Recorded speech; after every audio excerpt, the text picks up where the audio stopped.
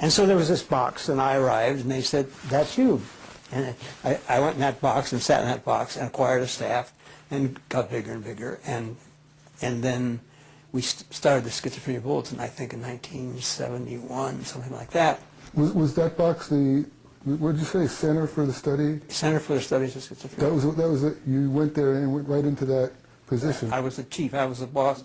I was the first one. So, you know, I was the first chief, and I filled the box, and they had a salary line. And so I stayed there for the next 12 years until while I was in Italy studying the Italian law,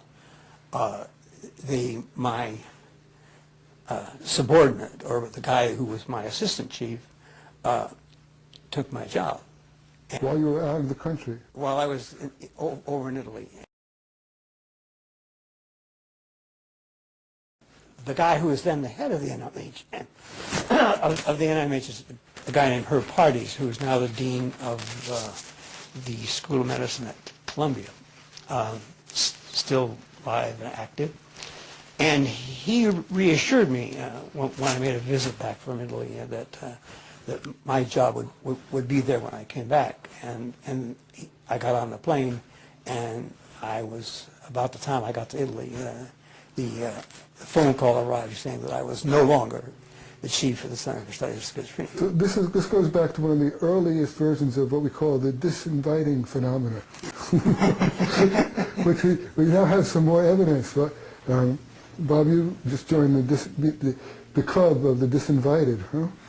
Right. I mean, Loren maybe needs to give his story a little bit fuller. Sure. He was disinvited for a reason, I think. And there was a history there. The Soteria project. I assume these guys can edit this and make it more coherent. Right. But, okay. Yeah, no, I don't know the whole story, but among the invitations that had come my way was one from a National Association of Medical Students, first to be a speaker at their national meeting. And I don't know all the behind the scenes, but as that meeting got closer, I got disinvited. And I'm not sure the level of the drug company funding, but I'm sure that was an element of it. Wasn't somebody upset about the fact that they had to disinvite you?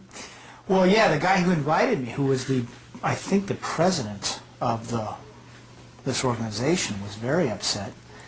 And so then I got disinvited twice. Then he had me on the roster for a local, like a Midwestern chapter, and for whatever reason, as he said behind the scenes, I was disinvited a second time. Now, I'm not sure you want to say this, but you don't have to. You can. But did you get a sense that he was threatened? You know, I mean, there was, yes, the point was that he had learned that it wasn't a smart thing for him to be doing. For his career? Yeah, basically, that's correct.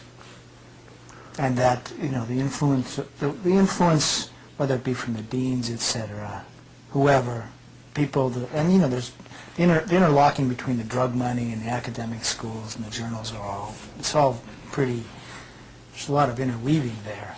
And the message was, don't start out your career by inviting someone who's going to tell you how awful the pharmaceutical industry is and how you can't trust any of their research. Now, I just don't know the whole story. You don't know the details, okay. Yeah, right. And hopefully I will, because as the latest email from him says, I'm still trying to get you invited to something. It should be interesting. So, Loren, you were sort of disinvited back then out of the club.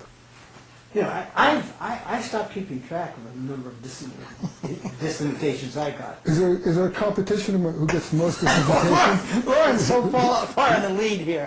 No, I really just don't pay attention. You know, I've been, you know, guys would call me up, invite me to come and do grand rounds, which are these things that all the departments of psychiatry have, the academic departments, and most hospitals have them. And so they invite you, they come, and they give you a stipend and pay your travel and all this stuff. And I used to get them, and I'd say yes, and what am I going to talk about, blah, blah, blah, and give them a title. And then I'd hear back about 2 weeks later, well, you know, we decided you really aren't the person we wanted to present at the Grand Rounds. And some guy actually said, one guy was going to the Carrier Clinic in New Jersey. They said that they had heard from the drug house that supports this lecture series, that they would not support my coming to give a talk. And that was the clearest I ever heard it. Most of the time it was sort of mealy-mouthed stuff, you know. Now, the anti-major thing was just, it was just very clear that they and I were on sort of divergent paths. They were just headed strictly into the biological world, and if you looked at the research while I was there, it went from more or less balanced between psychosocial and biological to a tremendous burgeoning of biological research and really level psychosocial research.